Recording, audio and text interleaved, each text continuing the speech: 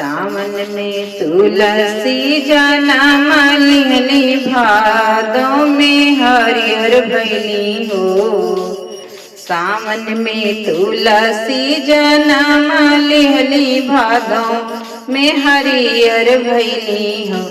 सखी क्वार में भैली सयानी, गोविंद माना भावेली हो।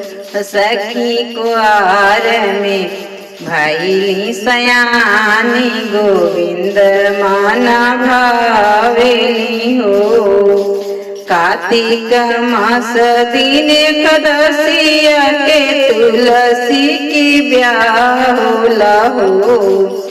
कार्तिक मास दिन एकादशिया के तुलसी की ब्याह होला हो। सखी भी प्रभु छै तुलसी से बतिया, कैसे के तुलसी जननी हो। सखी पंडित पूछे तुलसी से बतिया, कैसे के तुलसी जननी हो। धरती माता हाई हम कदाती, तो ब्रह्मा हमरे पिता हमें हो। धरती माता हाई हमारी माता, तो ब्रह्मा हमरे पिता हमें हो। हे पवित्र तुलसी भैली ब्याह के जोग, गोविंद माना भावेली हो।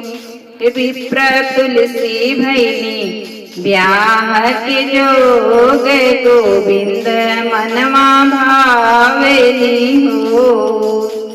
गजमोती चौका पुराइल, कलश धराइल हो। गजमोती चौका पुराइल, कलश धराइल हो। सखी अब भई तुलसी के ब्याह, गोविंद मनवा भावेली हो। सखी अब भैले तुलसी के ब्याह, तो नंद मनवा भावेली हो।